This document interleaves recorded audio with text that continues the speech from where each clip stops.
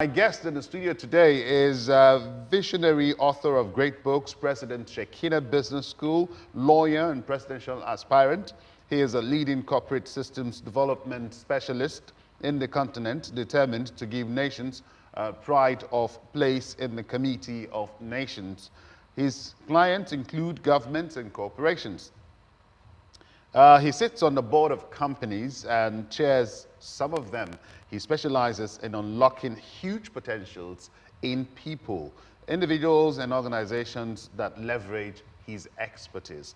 He is Barrister Christian Nwogu. Ladies and gentlemen, my guest. It's my pleasure, Marshall. Welcome, sir. It's my pleasure I to almost be was here. enjoying reading out your profile, and I wish it never ended. So first of all, before we go into discussing casualization and labor laws, what do you make of these inscriptions you'd find on the walls of Lagos streets? Yeah, it's an abuse, definitely. It's an abuse, absolutely. Now, but again, we need to get down to why this abuse. Look, from your analysis earlier, I picked that as at now, we have 32% deficit on employment. You know that what that means is out of 200 million Nigerians, 60 million plus are unemployed. 60 million. Now, so, and that is being, I guess, modest. I think really it's a whole lot more than that.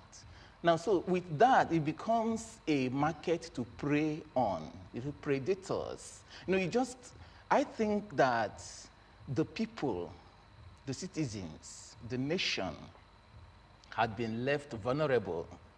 You know, and these predators are preying on it because the people preying on, if you look at it, if you analyze it properly from your investigation, these people are coming from somewhere. They want to recruit marketers actually to help them market.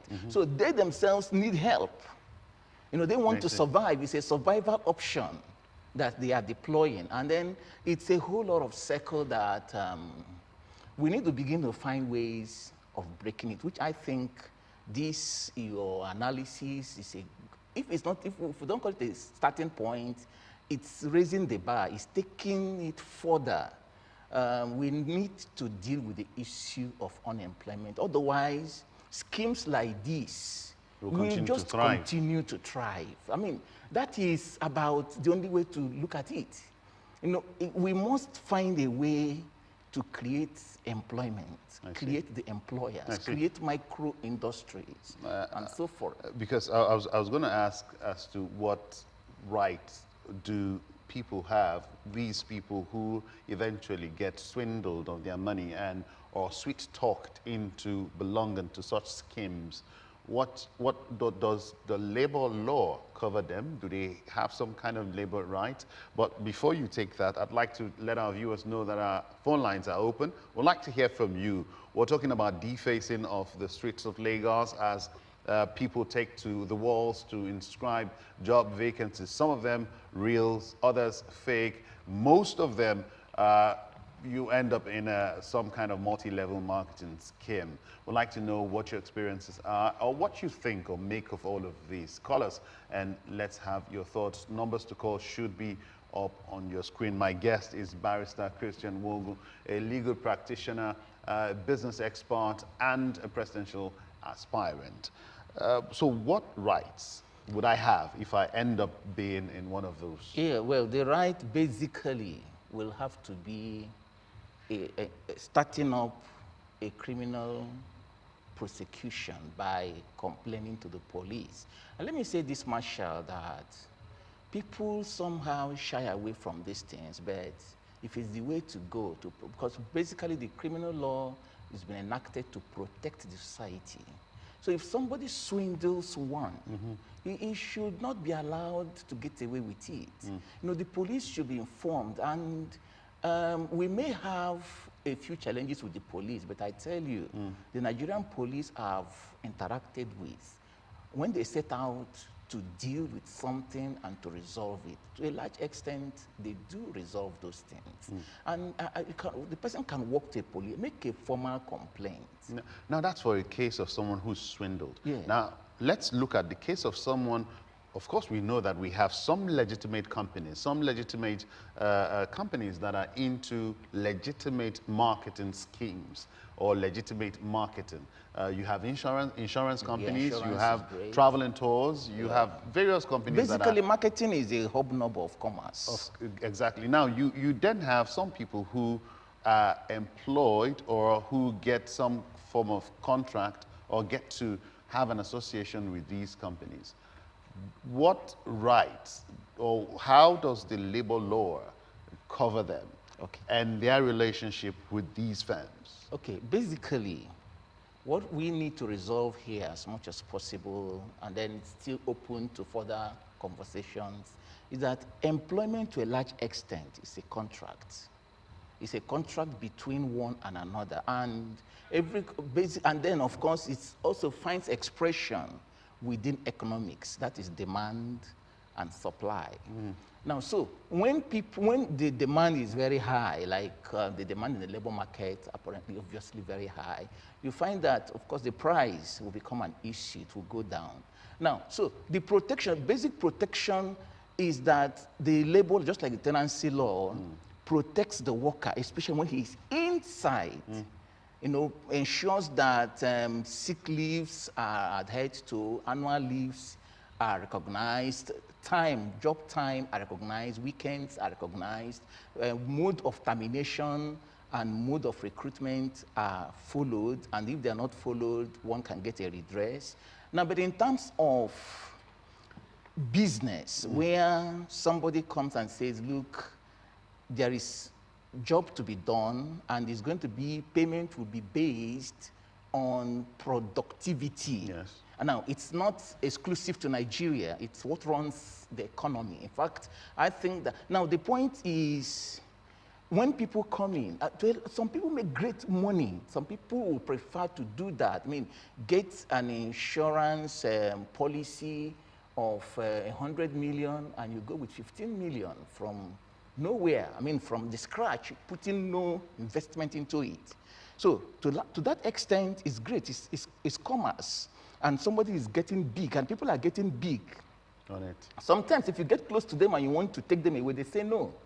Because there's something they are seeing, and they are seeing people make breaks from there.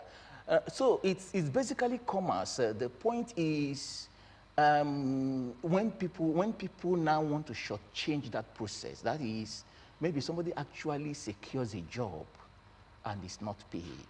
Okay. You know, that becomes a challenge, or is underpaid from what was agreed upon. So in that case, there is the need, no matter how great something looks like from the beginning, to sit down and do documentations. You know, do documentations that you can use. And these documentations may not be formal. It can be an SMS. It can be a WhatsApp. It can be an email. Something that shows that this is the discussion that was held. These are what were agreed.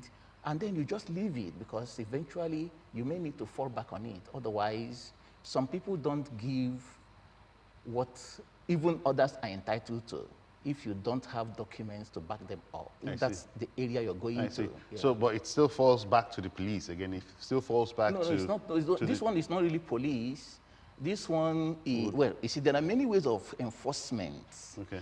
There are informal ways of enforcement. Okay. If it's within a family can resolve, because ultimately we have to try and learn to resolve challenges. If it's within a denomination or religious organization, they can get their man of God, their clergy to resolve. But the person will need to look at something, will need something to guide, to say, look, this person is telling what looks like the truth or not. So, but then, because it's not fraudulent, it's just a breach. And such breaches, eventually you may need to go to court. It's just that court can be elongated in getting a solution, and it can also be costly. But if the stakes are high, if the stakes are high. And sometimes again, even when the stakes are not high, exercising yourself in some of these things, knowing how the police system works, Yes. how the court works, you're putting a structure for growth and personal expansion. Okay, let's look at casualization of Yes. workers, the Nigerian workers, because it's been something that has been on the front burners for quite a while. It's been on discussion with labor, organized labor, and the Nigerian government, and the private sector as well. It's also been brought up when last time labor reacted on whether or not to take away the minimum wage from the exclusive list. So where is the place of the casual worker who is employed and is paid per time and doesn't really have a document that shows that he or she has been contracted to carry out these jobs, and eventually this person is not paid or this person is injured on the job? We've seen cases where heavy machineries get people amputated or sustain some form of injury while on the job, and they don't get any form of benefit. So where's the place of the casual worker in the Nigerian labor law? Now, let's put it this way. Let me just deal with the end of your question, then I'll go back. For somebody injured in the place of work, there is workmen compensation law that can be followed to get a redress for the person, whether the person is formally employed or the person is casually employed, because the employer put the person at risk. Maybe didn't give the person helmets or the boots or gloves, and then the person's fingers get chopped Consideration off. of the hazards of the job. Yes. So if such things happen and the employer cannot fall back on casualization, because the company, the organization put forward the worker, he can't deny that even if the worker strayed in, so it means that there are no checks to ensure that nobody strays into the work line that is hazardous. So workmen compensation and such other similar laws. And again, some of these companies take out insurance also to take care of all of that. Even on casual workers? Yes, yes. So if you don't proceed on the company, you may have to proceed against their insurance. Oh, yes, I see. yes, and get some kind of compensation again. But somebody that was employed with documentations would more likely get more. Now, before you go on, I yes. hear we have a caller from Kano State. Zainab is calling us from Kano State. Yes, Zainab, welcome to the show. What's your contribution? Okay. All right, call us back, Zainab. We'd like to hear from you. First caller, we lost you there. Our phone lines are still open. Barrister Nwogu is still in the studio with us, and we're talking casualization and the Nigerian worker or organized labor. Yeah, you're going to have another thought. Now, I wanted to scroll back to your earlier question. See, casualization is not exclusive to Nigeria.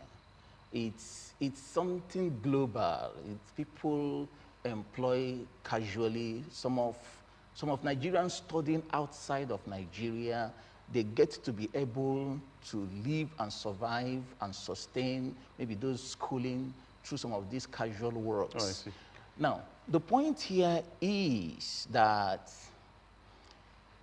Nigeria is a big case in Nigeria. Now, listen to this carefully, Marshall, because almost what is an anomaly is the case. That is, those that casualize Nigerians are foreigners, are multinationals doing business in Nigeria. Whereas when we travel out, we foreigners are casualized.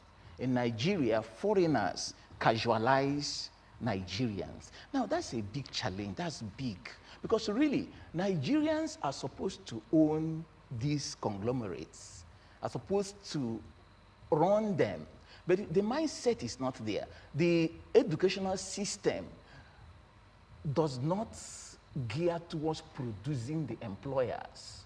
It produces the employees, people that can only survive when somebody employs them. And so there is a glut.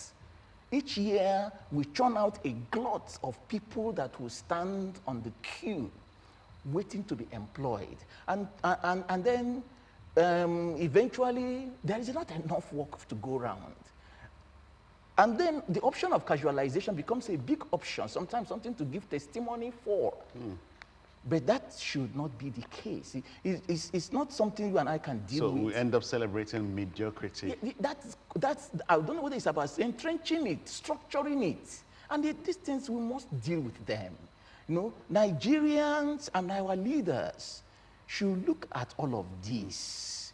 You know, find a way, begin to set up as much as possible, not just making it campaign speeches. Okay, just before we stray too far away from the defacing, very interesting discussion we're having here, where let's go back to defacing and indiscriminate job adverts, or inscriptions, and all of that.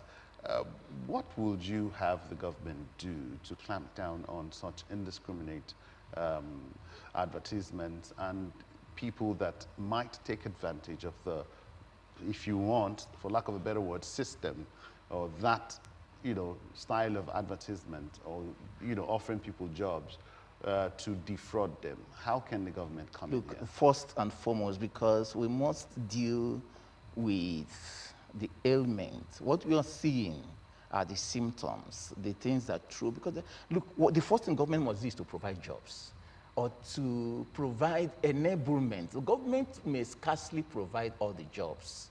From my state, we are over 3 million. Government may only just be able to employ 50,000. Or send us an SMS via the number you know you have. Let us know what you want to see us talk about. Whatever is happening around and about you, especially in Nigeria, we'll bring it here and talk about it. Stay blessed. Audio Jungle.